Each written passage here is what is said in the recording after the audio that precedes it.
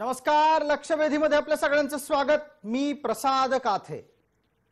किरीट सोमय्या यांना कोल्हापुरात जाऊ दिलं गेलं नाही. कोल्हापूर जिल्हाबंदीच्या आदेशाची अंमलबजावणी करण्यासाठी प्रशासनानं त्यांना कराडमध्येच रेल्वेतून खाली उतरवलं. त्यानंतर गप्प बसतील ते किरीट सोमय्या कसले? किरीट सोमय्या यांनी कराडमध्ये पत्रकार परिषद घेऊन आपला आरोपांचा तोफखाना धडधडवला. किरीट सोमय्या यांनी आतापर्यंत अशाच प्रकारे अनेक नेत्यांविरोधात आरोप केलेले आहेत. त्यातले काही नेते आता भाजपमध्ये आले आहेत. ताज्या घटनाक्रमामध्ये किरीट सोमय्या यांच्या निशाण्यावर राज्यातलं मवियाचं सरकार आहे. या मवियाच्या सरकारच्या नेतृत्वापासून ते ज्यांनी या सरकारला टेकू दिलाय त्या पक्षांचे नेते किरीट सोमय्यांच्या रडारवर आहेत. ज्या घटनाक्रमासाठी आणि ज्या नेत्याच्या विरोधात बोलण्याच्यासाठी तपशिलाच्यासाठी किरीट सोमय्यांनी कोल्हापूरकडे कूच केलं होतं ते आहेत हसन मुश्रीफ. हसन मुश्रीफ अर्थात महाराष्ट्राचे एक चर्चित नेतृत्व असलेले आणि कोल्हापुरातलं राष्ट्रवादीचं मुस्लिम नेतृत्व असलेले हसन मियालाल मुश्रीफ यांच्या विरोधात भ्रष्टाचाराचे आरोप करण्याच्यासाठी किरीट सोमय्यांनी गेल्या काही दिवसांपासून एका मागोमाग एक पत्रकार परिषदा घेतल्या. हसन मियालाल मुश्रीफ यांनी त्याला उत्तरं दिली आणि वारंवार आपल्या विरोधात केलेले आरोप खोटे आहेत असं हसन मियालाल मुश्रीफ यांनी सांगितलं.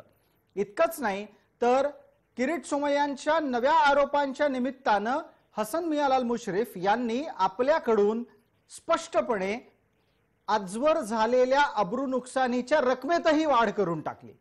काल परवापर्यंत अब्रू नुकसानी 100 कोटीची होती, ती आता 150 कोटीची झालेली आहे. पण या सगळ्यात महत्त्वाचा मुद्दा आहे की या सगळ्या कायदेशीर कारवाया एका बाजूला सुरू असताना किरीट सोमय्या यांना अडवून मवियाला काय मिळालं? आत्ताच्या घटनाक्रमामध्ये किरीट सोमय्या जर समजा कोणताही तपशील गोळा करायला किंवा कुठलाही तपशील व्यक्त करायला एका ठिकाणाहून दुसऱ्या ठिकाणी जात होते तर त्यांना अडवण्याची गरज होती का? किरीट सोमय्या हे जिल्ह्यात आले तर त्यांची योग्य रीतीने पूजा करू किंवा त्यांना योग्य रीतीने विरोध करू असं सांकेतिक सांगून त्यांच्या विरोधात आंदोलनाचा इशारा दिला, एवढ्या एका कारणानं त्यांना कोल्हापुरात येण्यापासून रोखणं हे कायदा संमत आहे का? आणि अशा प्रकारच्या गोष्टी करण्यानं घटनात्मक तरतुदींचा भंग करण्याची मवियाची मालिका कायम राहिली आहे का? या आणि अशा इतर अनेक प्रश्नांसह आजची चर्चा करावे ते नवलच.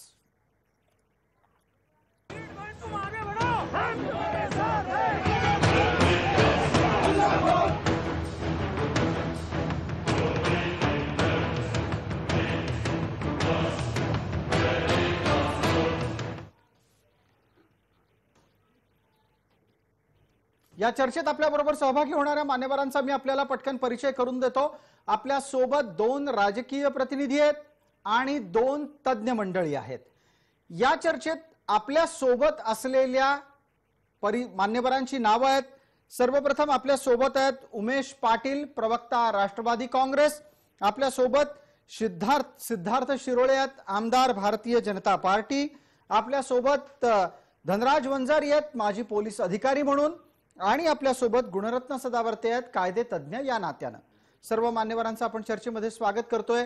या चर्चेची सुरुवात राजकीय करण्याऐवजी थेट मुद्द्यावर जाऊ आणि ज्या पद्धतीनं सगळं घडतंय त्याच्या मागच्या कायदेशीर वजनाला आधी तपासून घेऊ. धनराज वंजारी आपल्या सोबत आहेत. धनराजजी, एखादा माणूस अ ठिकाणापासून ब ठिकाणापर्यंत जात असेल तर त्याला रोखण्याच्यासाठी कुठला कायदा आणि का वापरला जातो? हा 144 CRPC आहे. 144 CRPC मध्ये डिस्ट्रिक्ट मॅजिस्ट्रेट, सब divisional district magistrate, executive magistrate ज्यांना राज्य शासनाने प्राधिकृत केलेले आहे असे अधिकारी न्यूसन्स ऑफ ॲप्रिहेंडेड डेंजर म्हणजे कुठलाही धोका कायदा सुव्यवस्थेच्या स्थितीला निर्माण होऊ शकतो अशा प्रकारची भीती ज्या उपद्रवामुळे होईल असा उपद्रव जर संभवला तर या कायद्याचा वापर कायदेशीररित्या जिल्हाधिकाऱ्यांना करता येतो. मला वाटतं किरीट सोमय्याच्या बाबतीत तो त्यांनी त्या पद्धतीने केलेला आहे. पण याच्यात महत्वाचं दुसरंही एक 134 सीआरपीसीचं कलम आहे की अशी नोटीस ही त्या माणसावर त्या ठिकाणी जाण्याच्या आधी सर्व केली पाहिजे, त्याला ती दिल्या गेली पाहिजे आणि त्यासाठी त्या ठिकाणावर जाण्याच्या आधी त्यांनी कराडला त्यांना गाठून अशा प्रकारची नोटीस त्यांच्यावर सर्व केली. ती मुंबईतच दिली होती, अर्थात ती मुंबईतच दिली होती आणि तिथूनच हा सगळा वाद धनराजजी जन्माला आला. आपण असं म्हणता आहात की संभाव्य कायदा आणि सुव्यवस्थेचा प्रश्न निर्माण झाला तर तो टाळला जावा म्हणून ही आहे प्रतिबंधात्मक कारवाई.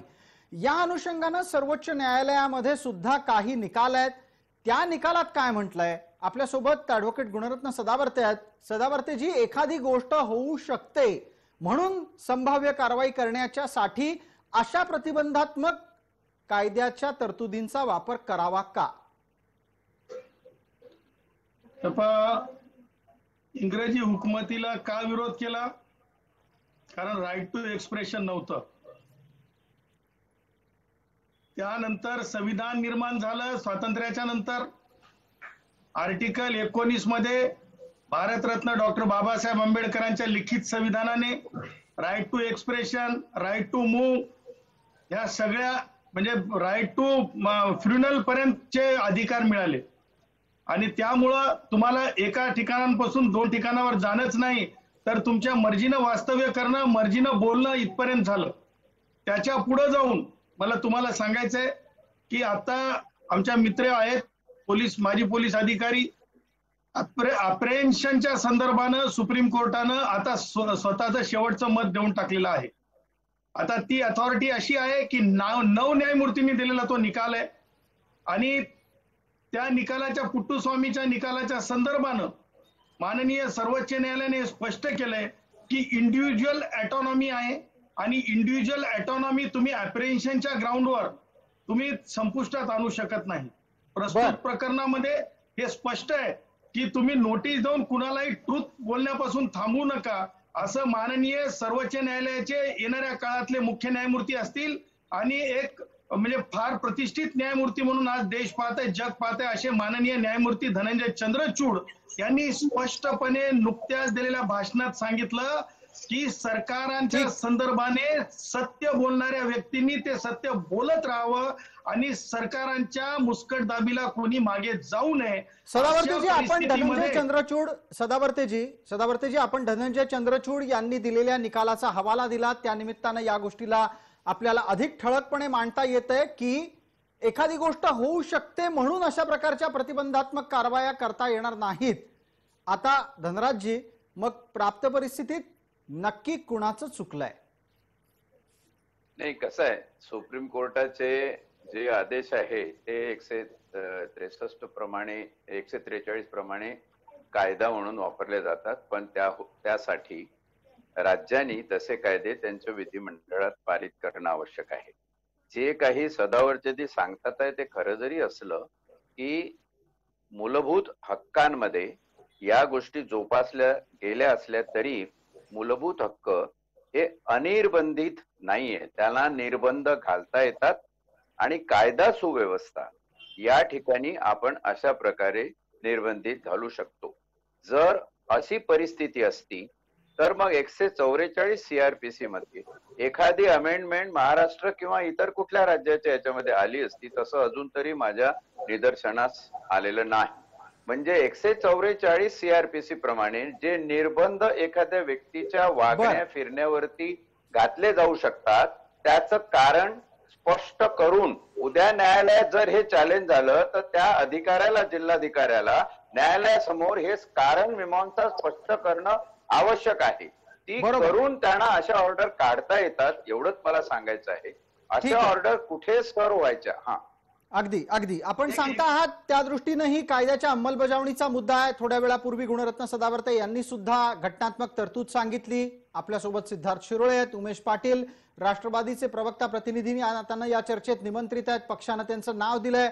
आतापर्यंत ते इथं आलेले नाहीत. थोड्या वेळात ते येतील अशी अपेक्षा आहे. सिद्धार्थ शिरोळे, दरम्यान आपल्यासाठीचा मुद्दा, किरीट सोमय्या यांना कोल्हापूरला जाण्याची गरज होती का? आणि अशा प्रकारे मुंबईतून निघून घटनास्थळावर जाऊन ते असं नवीन काय शोधून काढणार होते की ज्याच्यासाठी त्यांचा हा प्रवास गरजेचा होता? मला असं वाटतं की मुळामध्ये आतापर्यंत किरीट सोमय्यांचा आपण इतिहास पाहिला तर आपल्याला सगळ्यांना माहिती आहे की त्यांनी अनेक वेळेला अशा विषयात खूप माहिती घेऊन लोकांसमोर जे काही चुकीचं घडत असेल असं मांडण्याचा त्यांचा इतिहास आहे. त्यांच्यावर अनेक अब्रू नुकसानीचे दावे झाले. मी अगदी जबाबदारीने सांगतो की त्याच्यात काहीही आतापर्यंत निष्पन्न झालेलं नाही. मला असं वाटतं की त्यांनी आता जेव्हा आपण सिद्धार्थ शिरोळे हे अत्यंत जबाबदारीने इथं नमूद करता आहात की किरीट सोमय्यांनी आजवर केलेल्या आरोपांप्रकरणी जे विविध अब्रूनुकसानीचे दावे झाले त्यातून काहीही निष्पन्न झालेलं नाही. अशी कुठलीही गोष्ट निष्पन्न झालेली नाही. मिलिंद नार्वेकरांचा त्यांनी जो माहिती काढली त्यांना त्यांचा बंगला पाडावा लागला. अनिल परबांबद्दल सरकारला मान्य करावं लागलं की जे काही ऍसेट्स आहेत ते इलिगल आहेत. तर मला असं वाटतं की जे त्यांचा इतिहास आहे तो त्याच्यावरती उगाच डाऊट घेण्यात काही अर्थ नाही. त्यामुळे जे काही ते अभ्यासपूर्ण कुठलीही गोष्ट समोर मांडताय त्याच्याबद्दल तुम्ही कोर्टात जाऊन नक्कीच तुमचा अब्रू नुकसानीचा दावा तुम्ही दाखल करू शकता. तुम्ही तुमचं म्हणणं मांडू शकता. मग एखादा व्यक्ती जेव्हा कसं असतं आपण घाबरतो कधी जेव्हा आपण काहीतरी चुकलेलं असतं ज्याला कर नाही त्याला डर कसलं का? हसन मुश्रीफांना एवढा मोठा त्यांची पहिली प्रेस कॉन्फरन्स तुम्ही बघा पहिल्यांदाच पॅनिक झाले होते. एवढं का पॅनिक झाले? समजा असं काही केलंच नाहीये तर एवढं पॅनिक व्हायचं कारण काय?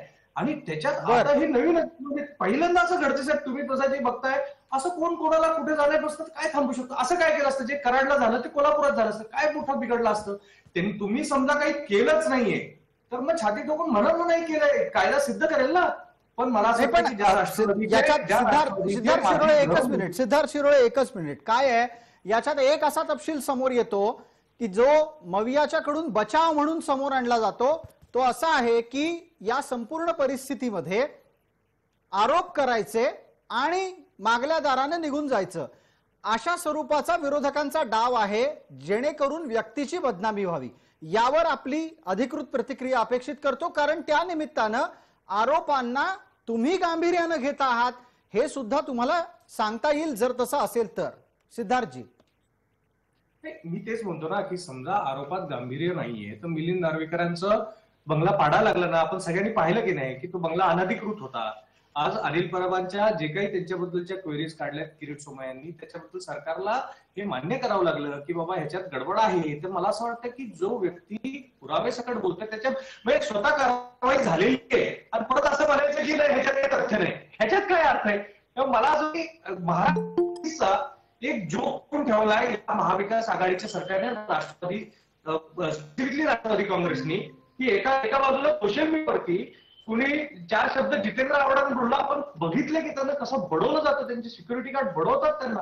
एका बाजूला आपण बघतो की कंगना जाऊन तिकडे तिचं घर पाडलं जातं एका नोटीसवरती. अनिल देशमुख हे आता कुठे आहेत? हे उमेशजी माझे मित्र आहेत आमची नेहमी चांगली चर्चा होती. त्यांनी तरी सांगावं बाबा अनिल देशमुख कुठे आहेत? तेव्हा अशा प्रकारे सिद्धार्थजी विषय अनिल देशमुखांपर्यंत नको. आता किरीट सोमय्या आणि इतर अनुषंगिक बाबींवरचा मुख्य विषय आहे किरीट सोमय्यांना रोखण्याचा. चर्चेच्या या टप्प्यात आणि याच वळणावर आपल्या सोबत उमेशजी पाटील जोडले गेले आहेत. उमेशजी, आपण तांत्रिकदृष्ट्या पूर्णपणे जोडले गेलेला आहात अशी अपेक्षा करतो. आपल्याला माझा आवाज ऐकायला येतोय? येतोय. धन्यवाद. आपण थोडेसे उशिरा चर्चेत सहभागी झाला. त्याआधी कायदा तज्ञ आणि त्याचबरोबर कायद्याच्या अंमलबजावणीतले अभ्यासक या नात्यानं आपल्या सोबत असलेल्या धनराज वंजारी आणि गुणरत्न सदावर्ते यांनी कारवाईच्या संदर्भातली मतं मांडली.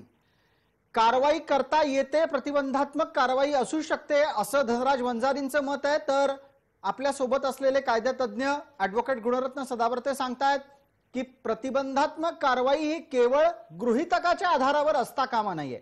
दुसऱ्या बाजूला भारतीय जनता पार्टी यांच्या प्रवक्त्यांच्या माध्यमातून सवाल उपस्थित केला गेला, कर नाही त्याला डर कशाला? तुमच्यासाठीचा प्रश्न, हे मला सगळं याचसाठी सांगावं लागलं कारण आपण चर्चेत सुरुवातीच्या टप्प्यात नव्हतात. आपल्यासाठीचा प्रश्न असा आहे, किरीट सोमय्या यांना अडवून तुम्हाला काय मिळालं? जर ते कोल्हापुरात गेले असते तर काय बिघडलं असतं? किरीट सोमय्या यांना कुणीही अडवलेलं नाही. पहिल्यांदा एक मुद्दा, त्यांनी कधीही कोल्हापूरच काय संपूर्ण महाराष्ट्रात कुठेही जावं कुठेही यावं, ही लोकशाही आहे. या ठिकाणी प्रत्येक नागरिकाला तो मूलभूत अधिकार आहे. त्याला देशातल्या कुठल्याही कानाकोपऱ्यामध्ये वावरण्याचा, फिरण्याचा, त्याचबरोबर त्याचं व्यक्ती स्वातंत्र्य, त्याला बोलण्याचाही अधिकार आहे. प्रश्न हा किरीट सोमय्या कुठं जातात कुठे येतात याचा नाही आहे. प्रश्न किरीट सोमय्या यांनी लोकनेते असलेल्या हसन मुश्रीफ साहेब यांच्यावर जे बेछूट आरोप केलेले आहेत, त्याची ते आरोपाची संदर्भातली तक्रार त्यांनी संबंधित एजन्सीकडे दिलेली आहे. त्यांच्या म्हणण्यानुसार त्यांनी त्याचे पुरावे दिलेत, लेखी तक्रार त्याची केलेली आहे. तर त्या तपास यंत्रणांना त्यांचं काम करू द्यावं. त्याच्या अगोदरच हे त्या ठिकाणी त्या भागामध्ये किंवा त्यांच्या भागामध्ये जाऊन त्या ठिकाणी तिथल्या कायदा आणि सुव्यवस्थेचा प्रश्न निर्माण त्यांच्या जाण्यामुळे जर होणार असेल आणि त्याच्यामुळे किरीट सोमय्या यांच्याच काही जीविताला धोका निर्माण होणार असेल तर पोलिसांची ती जबाबदारी आहे. जरी ते विरोधी पक्षातले असले तरी सुद्धा त्यांच्या जीविताची काळजी घेणं ही प्रशासनाची जबाबदारी असते. त्यामुळे सध्याच्या परिस्थितीमध्ये त्या ठिकाणचं प्रक्षुब्ध वातावरण पाहता त्यांनी त्या ठिकाणी जाणं संयुक्तिक नव्हतं आणि याच्याकरता म्हणून पोलिसांनी त्या संदर्भामध्ये खबरदारी घेतली असावी. आपण हे समजून घेतलं पाहिजे की अशी घटना काही पहिल्यांदाच घडलेली नाही. यापूर्वी देखील हिंदू हृदय सम्राट बाळासाहेब ठाकरे यांची वक्तव्य देखील स्फोटक स्वरूपाची असायची. त्यांनाही अनेक वेळेला अशा पद्धतीचं काही ठिकाणी जाण्यापासून पोलिसांनी रोखलेलं होतं. त्यामुळे किरीट सोमय्या यांनी त्याच्या संदर्भामधला बाऊ करण्याची आवश्यकता नाही. एकदा वातावरण झालं की ते पुन्हा किरीट सोमय्या यांनी बाऊ करण्याची आवश्यकता नाही. किरीट सोमय्यांच्या जीविताला धोका निर्माण होऊ शकतो तो टाळण्यासाठी कारवाई झाली असा सत्ताधाऱ्यांचा बचाव आहे. एक स्वाभाविक प्रतिक्रिया पटकन आपल्या सोबत असलेल्या सिद्धार्थ शिरोळे यांची, त्यानंतर पुढचा मुद्दा. सिद्धार्थजी, आपलं 1 मिनिटात उत्तर अपेक्षित आहे. मला थोड्या वेळासाठी खूप खरं वाटू लागलंय की खरंच या सरकारला आमच्या नेत्यांची एवढी काळजी, एवढी संवेदना आहे. पण मला असं वाटतं उमेशजी, हे काही ह्याच्यात काही तथ्य नाहीये. मुळामध्ये आपण तिथे किरीटजींकडे Z+ सिक्युरिटी आणि आपण असं काही वेगळं करत नाही. आपण तिथे जाऊन फक्त पाहणी करतोय आणि 4 गोष्टी समोर मांडतोय. जे कराडमध्ये झालं तेच कोल्हापुरात झालं असतं. त्यामुळे असं कुठल्याही प्रकारचा धोका आम्हाला तरी होताना दिसत नाही. तुम्हाला त्याची कसली इंटेलिजन्स आहे ते पण आपण सांगावं. पण मला असं वाटतं असं हे मला असं वाटतं कुठं तर आपण भितरलाय, काहीतरी गडबड झाली आहे. काय एवढं पॅनिक व्हायचं कारण आहे? आपण काहीच केलेलं नाहीये. कशाचीच आपल्याला घाबरायचे कारण आहे. आपण कशाला एवढं सगळं करून एवढा मोठा विषय करून घेतलाय? तर मला असं वाटतं एकदम बरोबर. अगदी सिद्धार्थ शिरोळेंच्या तोंडातून महत्वाचा मुद्दा आला की इतका सगळा विषय मोठा का केला. उमेश पाटील, मविया अंतर्गत सुद्धा हाच विषय वारंवार चर्चेला जातो आहे. हा विषय विनाकारण वाढवायची गरज काय होती? हसन मुश्रीफ यांचा बचाव पण तुम्ही ऐकला असेल. या विषयाला इतकं सगळं मोठं करण्याच्या मागे आपल्याला विचारता आलं नाही का कोणाला की हे खरंच करण्याची गरज आहे का? दुसरा महत्वाचा मुद्दा, किरीट सोमय्यांना सुरक्षा आहे आणि कायदा आणि सुव्यवस्था राखणं ही राज्य सरकारची जबाबदारी आहे. तर आपल्याला या संदर्भातल्या कारवाईच्या बाबत योग्य निर्णय झाला असं आजही वाटतं का? एक लक्षात घ्या की कायदा आणि सुव्यवस्थेच्या संदर्भामध्ये त्या ठिकाणचे आता धनराज बंजारे साहेब या ठिकाणी आहेत. गुप्तचर विभाग जो आहे तो ग्राउंड लेवलचे इनपुट्स घेत असतो आणि त्या पद्धतीनं जे इनपुट्स येतात ते त्यांच्या वरिष्ठांना कळवत असतात. राज्याचा गुप्तचर विभाग जो असतो तो यामध्ये प्रामुख्यानं प्रमुख जबाबदारी निभावत असतो. त्यामध्ये कोल्हापूरमध्ये किरीट सोमय्या येणार आहेत हे त्यांनी अगोदरच जाहीर केलं होतं आणि त्या येणार आहेत म्हटल्यानंतर तिथल्या स्थानिक कार्यकर्त्यांकडून, तिथल्या नागरिकांकडून एक प्रक्षुब्ध अशा प्रकारच्या प्रतिक्रिया दिल्या जात होत्या.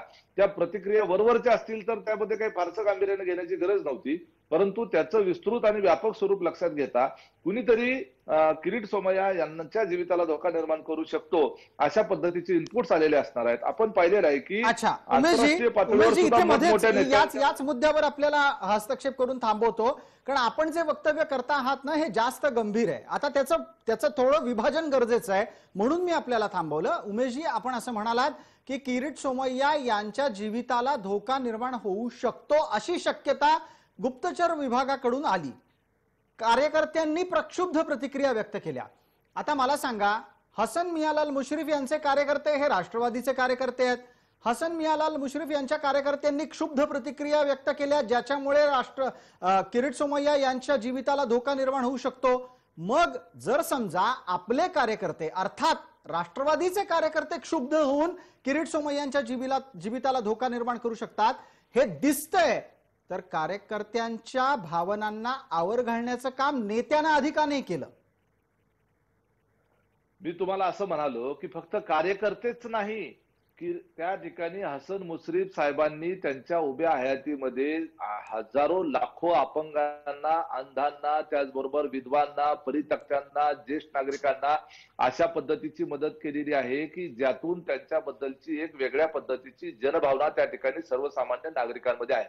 त्या ठिकाणी फक्त कार्यकर्तेच नाही, काही वेळेला असं असतं की त्या ठिकाणी सुदर्शन हे जे ज्या वेळेला राष्ट्रीय स्वयंसेवक संघाचे सरसंघचालक होते त्यांना देखील झेडपीची सुरक्षा असताना सुद्धा एकाने त्या ठिकाणी त्यांना चप्पल भिरकावून मारण्याचा प्रयत्न केलेला होता. काही मंत्र्यांवर शाई फेकण्याचे प्रयत्न यापूर्वी झाले, त्यांना देखील सुरक्षा असते.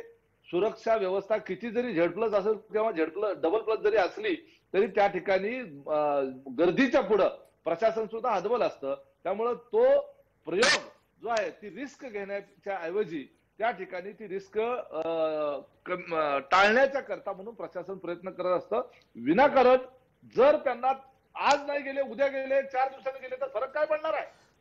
फरक काय पडणार आहे म्हणजे आपण हा प्रश्न वारंवार उपस्थित करत आहात की आज जाण्याची गरज नव्हती, 4 दिवसांनी गेला असता तर काय मुद्दा होऊ शकला असता. मला ऍडव्होकेट गुणरत्न सदावर्तेंना पुढचा प्रश्न उपस्थित करायचा आहे. सदावर्तेजी, जनता क्षुब्ध आहे असं सांगितलं जातं, कार्यकर्ते चिडलेले आहेत असं सांगितलं जातं, मग या सगळ्या गोष्टी नियंत्रित करण्याची जबाबदारी कुणाची? आज नाही गेलात, 4 दिवसांनी गेलात तर फरक काय पडतो असं वक्तव्य असू शकतं का सत्ताधाऱ्यांचं? त्यांना जाऊ दिलं नाही हा नियंत्रित करण्याचा तो भाग आहे. बरं आपण त्याच्यावर 4 तर्क दिवसांनी घेतोय. काय बदलणार आहे का? 4 दिवसांनी फार नियंत्रणात येणार आहे का परिस्थिती? अहो 15 दिवसापूर्वी जे झाले त्याची आज आपण चर्चा सुद्धा करत नाही. तेच म्हणतो, ज्या 4 काय एक लक्षात घ्या, एखादा विषय ज्यावेळेस तापलेला असतो, एखादा विषय ज्यावेळेला तापलेला असतो त्यावेळेला थोडासा तो विषय शांत होऊ देणं हे शहाणपणाचं लक्षण समजलं. बरं आपण या एका बाजूला संजय राऊत म्हणतात की फार तुम्ही मंगळावर जा, चंद्रावर जा आणि लोकशाहीमध्ये सर्वांना अधिकार आहे असं मी पण तेच सांगितलं. मुख्यमंत्र्यांना माहित पण नाही असं अनेक अगदी एकच मिनिट त्या मुद्द्यावर येऊ आपण, आता उमेश पाटलांनी जो तर्क दिलाय ना त्याला पटकन पुढे घेऊन जाऊयात. सिद्धार्थजी एकच मिनिट थांबा, आपण आपल्यासोबत गुणरत्न सदावर्ते आहेत. सदावर्तेजी आपण एकदा सांगा, परिस्थिती निवडण्याच्या साठीची ही सर्व कारवाई आहे आणि 4 दिवसांनी गेला असतात तर काय बिघडता येईल, हे सत्ताधाऱ्यांची वाक्य आहेत, ही सत्ताधाऱ्यांची बचावाची भूमिका आहे. इंदिरा गांधीने काय केलं होतं इमर्जन्सी मध्ये? इंदिरा गांधीचे जे वकील होते ते पराभूत झाल्याच्या नंतर बीबीसीने त्यांना विचारलं होतं की तुमचं मत काय, त्यावर ते म्हणले होते की न्यायालयाने दिलेला निकाल योग्य आहे. लक्षात घ्या की कोणती मानसिकता आहे, भारतीय संविधानापेक्षा हे मोठे झालेत का? माननीय सर्वोच्च न्यायालयाच्या 9 न्यायाधीशांच्या पीठाने पुट्टुस्वामीच्या जजमेंटमध्ये स्पष्टपणे सांगितलेलं आहे की इंडिव्हिज्युअल ऑटोनॉमी ही कोणत्याच प्रकारे बाधित होणार नाही आणि त्यामुळं 9 न्यायाधीशांचा निकाल हा यांच्यापेक्षा कधी सुद्धा श्रेष्ठ ठरतो जोपर्यंत ते त्या निकालाला रिव्ह्यू करत नाहीत किंवा त्या निकालाच्या संदर्भाने अंतिमता डिसिजन घेत नाहीत. दुसरी गोष्ट, आर्टिकल 19 हे भारतीय संविधानामध्ये अंतर्भूत आहे आणि त्याच्यामुळं मी केवळ आणि केवळ किरीट सोमय्यांच्या बाबतीत बोलत नाही, कुणाला सुद्धा थांबवता येणार नाहीत. ते काय दाऊद इब्राहिम आहेत का? इतकी तुम्हाला म्हणजे लॉ अँड ऑर्डरची हे व्हायला का बॉम्ब ब्लास्ट करणार होते का? ते काय अप्रेन्शन आहे? ते माननीय सर्वोच्च न्यायालयाचे एक माननीय न्यायमूर्ती धनंजय चंद्रचूड यांनी आपल्या नुकत्याच दिलेल्या एका अभिभाषणात असं म्हणाले की सत्य ज्याच्याकडे आहे त्या माणसानं सत्य बोलत राहावं, निर्धास्त बोलत राहावं, न घाबरता बोलत राहावं, त्याला डेमोक्रेसी म्हणलेलं आहे. त्यामुळं आज मला यांची चिव येते. शरद पवार ऐकत असतील तर त्यांनी नोंद करून घ्यावी की तुम्ही आता जे परवा एक भाषण केलं कोथाळ्याची भाषा, अरे कोथाळा तर पुढचा शरद पवार साहेब, हे बघा, मी साहेब म्हणणार नाही कारण तुम्ही एका वेगळ्याच लोकांचं नेतृत्व आता करत आहात, मी ते शब्द वापस घेतो साहेब नावाचा. हे बघा, हे अशा प्रकारची हुकमी राजवट फक्त इंग्रजांच्या काळात झाली आणि त्याच्या पुढे जाऊन इमर्जन्सी मध्ये इंदिरा गांधीने केलं. इंदिरा गांधीला मुद्दा पोहोचला, वेळेची मर्यादा आहे. उमेश पाटील, या निमित्तानं प्रश्न उपस्थित होतो तो राज्यात कायद्याचं राज्य आहे का, महाराष्ट्रात कायद्याचं राज्य आहे का याचा आणि कोणाची हुकुमशाही चालली आहे का याचाही? उमेश पाटील आपलं उत्तर, त्यानंतर भारतीय जनता पार्टीचे प्रतिनिधी बोलतील आणि मग धनराज वंजारींकडे मी पुढचा मुद्दा नेणार आहे. हुकुमशाहीचा मुद्दा नाहीये. संबंध जगातल्या सर्व राष्ट्राध्यक्षांच्या मध्ये सर्वे झाला आणि हुकुमशाही प्रवृत्तीचे नेत्यांची यादी तयार केली. त्याच्यामध्ये 33व्या नंबरला सन्माननीय नरेंद्र मोदी साहेब आले. त्याच्यामध्ये हुकुमशाही ही प्रवृत्ती ही आमच्या पक्षाची किंवा महाविकास आघाडीची नाहीये. या महाविकास आघाडीच्या सरकारमध्ये किंवा आमचं ज्यावेळेस काँग्रेस राष्ट्रवादीचं सरकार होतं त्यावेळेला देखील विरोधी पक्ष नेत्याचा सन्मान या ठिकाणी राखला जायचा. विरोधी पक्षाचं काम आहे त्यांनी आरोप करावे. आजही आपलंच सरकार आहे उमेशजी. मान्य आहे, तेच सांगतोय ना. आमच्या महाविकास आघाडी आणि आमचं त्यावेळेचं काँग्रेस राष्ट्रवादी सरकार असं मी म्हणालो. तर या सरकारमध्ये विरोधी पक्षांनी आरोप केलेला त्याच्याबद्दल आम्हाला वाईट वाटण्याचं कारण नाही. आरोप करणं हे त्यांचं काम आहे, परंतु न्यायालयाच्या भूमिकेमध्ये त्यांनी जाऊ नये. केलेल्या आरोप जोपर्यंत सिद्ध होत नाही तोपर्यंत संबंधित व्यक्तीला त्या ठिकाणी घोटाळेबाज म्हणणं, त्यांना वेगवेगळ्या प्रकारची दूषणं देणं किंवा त्याच्या संदर्भातले शब्द प्रयोग करणं, मी तुम्ही बोलत असताना मध्ये बोललो नाही. बोलायचं काय त्याच्यामध्ये? तुम्ही रेटून खोटं बोलताना कोण ऐकून घेणार आहे? काय बंद नाही का माध्यमांवर? तुम्ही खोटं बोलताना जगानं देशानं महाराष्ट्रानं ऐकावं? प्रामाणिकताचं प्रमाणपत्र तुम्ही देणार का? फक्त मध्ये बोलू नका म्हटलं साहेब. तुम्हाला जे बोलायचंय ना, मी जर खोटं बोलत असेल तर ते खोडून काढण्याच्या करता तुम्हाला अनिल देशमुख ते सांगून टाका ना एकदाच. तो मुद्दा नंतर आहे. सदावर्तेची जरा थांबा ना, वेगळा मुद्दा आहे. त्यांचा पक्ष वेगळा आहे. तुम्ही बाबतीत बोलताय. मला फक्त विषय त्यांच्याकडे आहे, राजकीय विषय आहे त्यांचा. ठीक आहे, एकदा उमेश पाटलांना दिलेल्या वेळेमध्ये त्यांचं म्हणणं पूर्ण करू देऊयात. उमेशजी, आपलं म्हणणं पूर्ण करण्यासाठी 30 सेकंद आहेत अजून. करतो. हे पूर्ण करण्याच्या अगोदर एकच सांगतो की ह्या डिबेट जे असतात ते इंटेलेक्च्युअल लोकांच्या चर्चेतून महाराष्ट्रातल्या दाऊद इब्राहिमच्या लोकांच्या नसाव्यात. दाऊद इब्राहिमच्या संबंधित लोकांना जेलमध्ये टाकायला पाहिजे. सदावर्तेजी, ठीक आहे. सदावर्तेजी, आपल्या भावना पोहोचल्या. उमेश पाटील उत्तर पूर्ण करतायत. हा, ते काय चर्चेचा दर्जा खाली जातो. बाकी जाऊ द्या. काय ते आपण आपलं म्हणणं मांडा. परत परस्पर शेरेबाजीने अजून वेळ जाईल याच्यातला. तुम्ही कोण तोंड बंद करणार? आधी लायकी तयार करा बोलण्याची. माफी मागायला सांगा. सदावर्तेजी, माफी मागायची, पाटीलची दाखवायची नाही. पाटीलची संपुष्टात आणलेली आहे. सदावर्तेजी, संविधान सर्वश्रेष्ठ आहे. हे डोक्यावर पडलेले कुठून आणले तो असले? स्वतःचा तोंड आईने बघायचं नाही. याच्यावर मलाही हस्तक्षेप करावा लागेल. व्यक्तिगत शेरेबाजी करू नका. चर्चेला पुढे नेण्यासाठी मी सिद्धार्थ शिरोळेंना संधी देतो. सिद्धार्थ शिरोळे, राज्यात हुकुमशाही सुद्धा नाही आणि कायद्याचं राज्य आहे असे दोन्ही दावे आहेत मवियाचे. शरद पवारच्या गँग मधले. नाही, मला असं वाटतं की खरंच सांगतो तुम्हाला की एवढं समजा स्नेह आणि काळजी आमच्या नेत्यांची समजा महाविकास आघाडीला असेल तर मला असं वाटतं की हे कितीही स्वप्नात 5 वाजता जरी आलं तरी खरं वाटणार नाही. तर मला असं वाटतं की उमेशजींनी त्याच्याबद्दल जास्ती स्पष्टीकरण देण्यापेक्षा त्यांनी त्यांच्या मनातल्या भावना नंतर बोलून दाखवल्या की ज्या प्रकारचे आरोप किरीट सोमय्या करतायत, ठीक आहे ना, त्याच्याबद्दल आम्ही बोलू ना. एकच मिनिट. मला होता तुम्ही बोलताना मी अतिशय तुमचा सन्मानाने उल्लेख करतोय. फक्त एकच आहे की आपल्याला बोलत असताना मुद्दा फोडण्याचा हा 100% अधिकार आहे. मी विरोधी पक्षाचा बोलण्याचा अधिकार मान्य करतोय, आरोप करण्याचा अधिकार मान्य करतोय. मुद्दा एवढाच फक्त आता होता की त्यांना अडवलंय का? जे खात्याचे तज्ञ बसलेले आहेत ना त्या ठिकाणी त्यांच्या आयुष्यामध्ये असे प्रसंग अनेक वेळेला आलेला असणार आहेत. ठीक आहे, आपण तिथपर्यंत पोहोचूच उमेशजी. एकदा पटकन 30 सेकंदात आपल्यासोबत असलेल्या सिद्धार्थ शिरोळेंचं म्हणणं पूर्ण होत आहे. सिद्धार्थजी, आपल्याला एवढा डिफेन्स अवेलेबल नसतो. आपण जास्त डिफेन्स केल्याने अजून आपल्याकडे वेगळ्या विषयांतर होऊन जातं. आता मला असं वाटतंय की खरंच काही फरक पडला नसता ते कोल्हापुरात गेले असते. झेड सिक्युरिटी आहे. ठीक आहे. सिद्धार्थ शिरोळेंचा नेमका मुद्दा पूर्ण करत असतानाच आवाज ये जा करतोय. धनराज वंजारी, वेळ मर्यादेच्या अनुषंगाने लक्षात ठेवत शेवटच्या टप्प्यामध्ये आपल्यासाठीचा मुद्दा असा की कायदेशीर कारवाई करत असताना भले सरकारला जे ऐकायचंय तेच अधिकाऱ्यांनी बोलणं गरजेचं असतं का? एकही असा अधिकारी असू शकत नाही जो हे सांगेल की अशा प्रकारच्या प्रतिबंधात्मक कारवाईनं विषय वाढेल आणि सरकारसाठीचीच अडचण वाढेल हे सांगता येईल असा अधिकारी अस्तित्वात आहे? असे अधिकारी काही दिवसापूर्वी अस्तित्वात होते जेव्हा प्रशासन हे लोकाभिमुख होतं. आता प्रत्येक प्रकारचं प्रशासन, मग ते पोलीस असो, शिक्षण असो, आरोग्य असो, हे सत्ताभिमुख झालेलं आहे. म्हणून असा प्रशासकीय अधिकारी शोधावा लागेल, तेव्हा कुठे तो सापडेल. माझ्या दृष्टीने या प्रकरणात दोन मुद्दे अतिशय महत्वाचे आहेत. ते असे आहे की प्रत्येकाने संविधानाचा आदर तर केलाच पाहिजे, कायद्याचा सुद्धा तितकाच आदर केला पाहिजे, कारण सगळे कायदे हे संविधानातूनच निर्माण झालेले आहे. आणि जर असा एखादा कायदा तुम्हाला अनुमती देत असेल की तुम्ही तक्रार करण्याचं स्वातंत्र्य तुम्हाला आहे, मध्ये काही इन्फॉर्मेशन असली ते देण्याचं स्वातंत्र्य आहे, सगळ्या भारतभर तुम्हाला फिरण्याचं स्वातंत्र्य आहे, त्याचप्रमाणे तुम्हाला या सगळ्या गोष्टी आधुनिक तंत्रज्ञानाच्या माध्यमातून त्या ठिकाणी न जाताही करता येऊ शकतात. हा राजकीय सुज्ञपणाचा भाग झाला.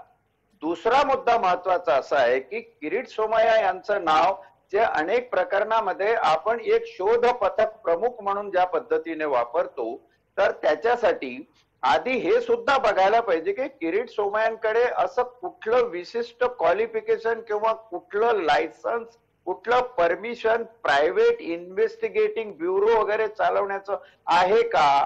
आणि असं जर नसेल तर कायदा 144च्या जिल्हाधिकाऱ्यांनी दिलेल्या नोटीस प्रमाणे आपण ती स्वीकार करायची आणि निघून जायचं. नागपूरला माझ्यावर जेव्हा असा प्रसंग ठीक. झाला, मी त्या प्रशासनावर नंतर न्यायालयात केस केली आणि त्याला दंड झाला त्या प्रशासकीय अधिकाऱ्याला. परंतु मी ऑर्डर न पाळता तिथे दंगामस्ती किंवा तिथे प्रकार करून काही पॉलिटिकल स्टंट निर्माण करून काहीतरी चीप पब्लिसिटी घेण्याचा मला वाटतं आत्मपरीक्षणाची गरज दोन्ही बाजूला आहे. आत्मपरीक्षणाची गरज दोन्ही बाजूला आहे. या मुद्द्यावर एक छोटीशी विश्रांती घेतो. चर्चेच्या पुढच्या भागात लगेचच परत येतोय लक्षवेधीच्या दुसऱ्या भागामध्ये.